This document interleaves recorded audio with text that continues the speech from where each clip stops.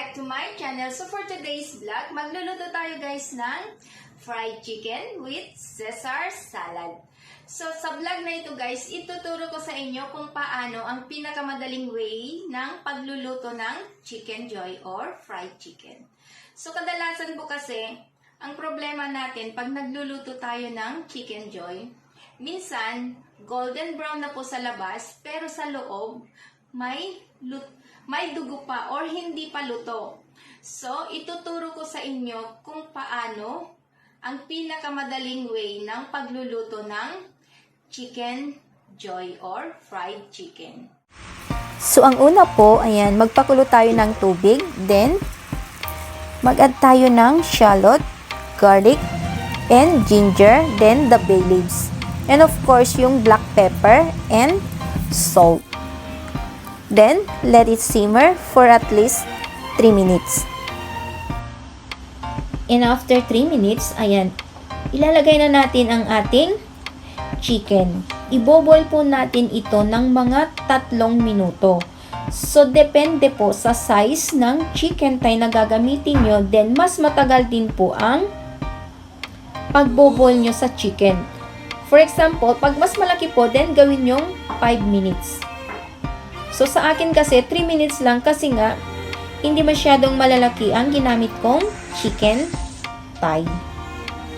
So, ayan po, ika-cover natin ito at hayaan natin itong or let it simmer for at least 3 minutes.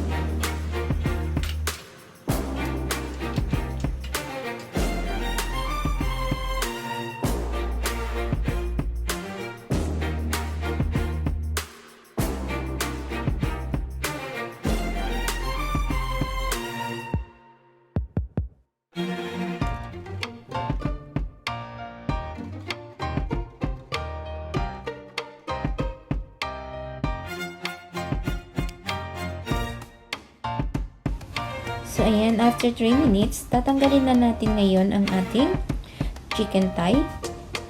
Let it cold. So, hayaan natin lumamig ang ating chicken thigh, guys, para pag deep fry po natin ay hindi matilamsik ang mantika. So, ayan guys, let it dry and cool down bago natin ulit ito i-marinate. So, ang next, para naman may lasa ang ating fried chicken or chicken joy, mamarinate natin ito ng black pepper, salt, and chili powder. Pag gusto nyo ng mas spicy po, ayan, dadagdagan nyo lang yung chili powder.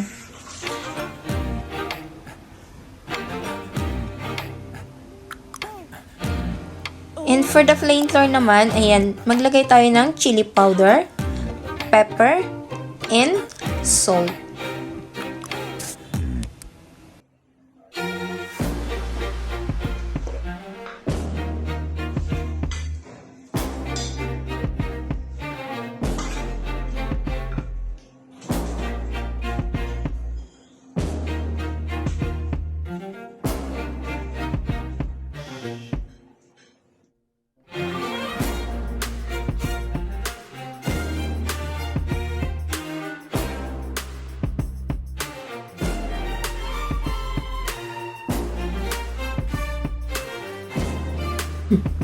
So next, ayan, ididip muna natin sa itlog bago sa flour.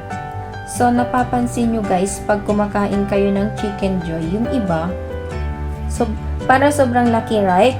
Pero ang malaki lang dun ay ang coating. Ang ginagawa po kasi pag pang negosyo, it's either double coating or triple coating yan para magmumukhang malalaki. So ayan, ang next natin ngayon, i-deep fry po natin ito. So, ayun yung sa aking salad. Pwede nyo yung parisan ng salad. Or, kung gusto nyo, rice.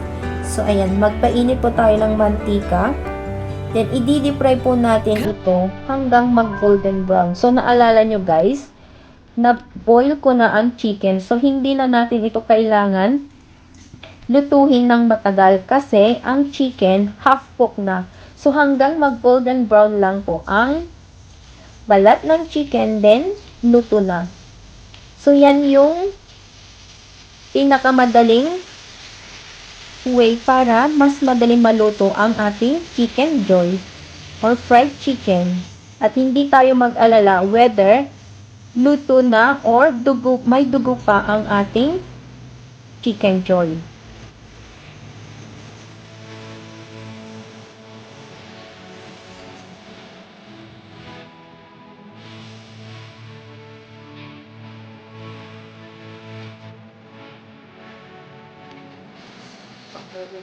So, para sure guys, naluto na or wala ng dugo ang chicken. Ayan, tusukin nyo lang yan kung meron kayong toothpick. Ayan. Makikita nyo yan. Ganyan po yung ginagawa ko para masiguradong luto na ang chicken.